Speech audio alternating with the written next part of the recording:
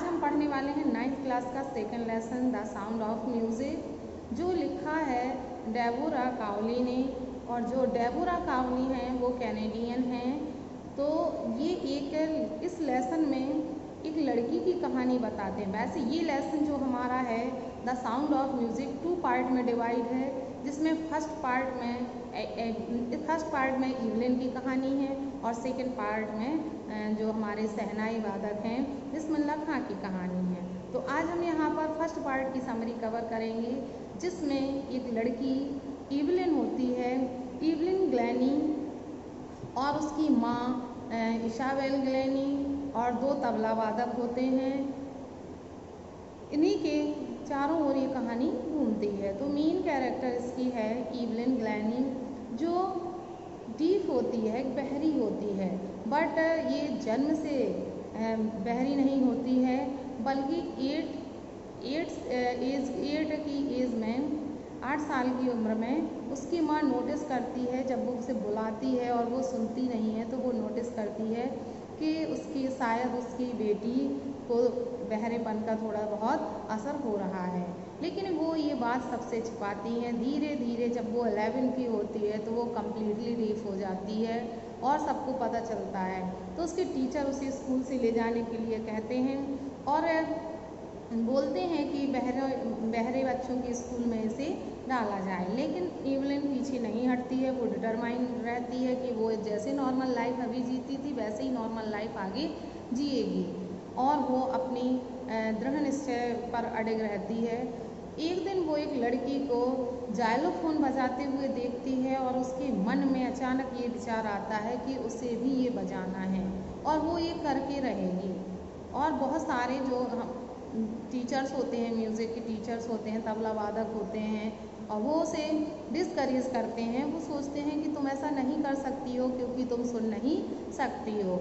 लेकिन उसका डिटर्मिनेशन उसे ये करने के लिए, ये दिखाने के लिए तैयार हो जाता है। तभी एक जो तबला वादक होते हैं फोर्ब्स, वो उसको हिम्मत देते हैं और कहते हैं कि नहीं, तुम कर सकती हो, तुम इसे करो और तुम इसे कानों से नहीं सुनो बल्कि उसे महसूस करो, संगीत को महसूस करो। और ये बात उसके मन में बैठ जाती है और वो ऐसा करती है। उस जाइलोफोन को वो सुनती है उसके मन में और अपने दिमाग में उसके संगीत के वाइब्रेशन को वो अपने मन में रखते हुए उसको बजाने की कोशिश करती है और बहुत अच्छा परफॉर्मेंस करती है। यहाँ तक कि फिर उसकी प्रैक्टिस इतनी रंग लाती है कि वो बहुत सारे आर्केस्ट्रा पार्टी के साथ वो जाती है, बजाने के लिए जाती है। और उसका जो तबला का जो धुन थी, जो सुर था, एक तरह से इतना अच्छा था कि आर्केस्ट्रा में तबला का स्थान सबसे आगे हो जाता है।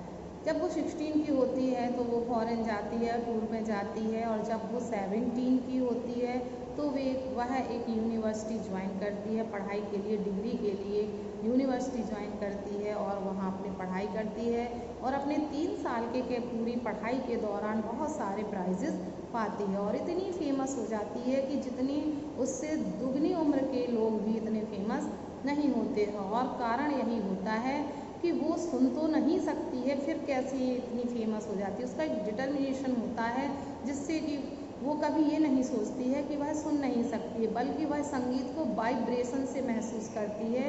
और जब वो स्टेज पर बजाती है तो वो अपनी स्लीपर्स उतार देती है, जिससे कि वो उसका संगीत पैरों से वाइब्रेट होते हुए उसके मन तक पहुँचे।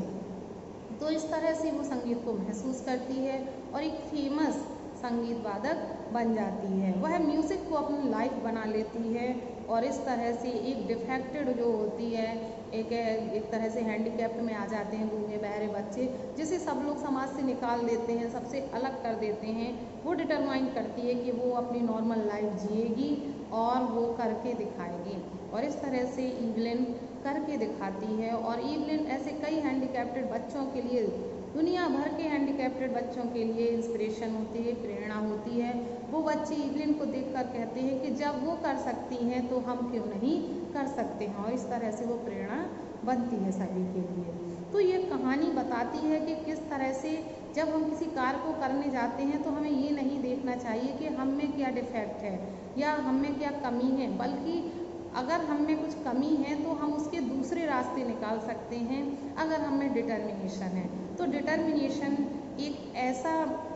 एक ऐसी फीलिंग होती है जहाँ पर नथिंग इज़ इम्पॉसिबल, कुछ भी असंभव नहीं होता है, और वो इवलिन ग्लैनी ये करके दिखाती है। तो ये कहानी आपको समझ में आ गई होगी कि किस तरह से प्रेरणा ही सब कुछ होती है, एक डिटर्मिनेशन ही सब कुछ होता है। अगर हमें डिटर्मिनेशन है तो हम कुछ भी कर सकते हैं, जो इवलिन दिखाती है। तो आई होप आपको कहानी समझ में आई होगी। ये एक शॉर्ट समरी थी, इसलिए बहुत सारे पॉइंट मैंने यहाँ पर मिस किए हैं। नेक्स्ट लेक्चर में हम इसका लेसन पढ़ेंगे तो लाइन बाय लाइन इसका अर्थ समझेंगे। तो आज के लिए इतना ही काफ़ी है। Thanks for watching video.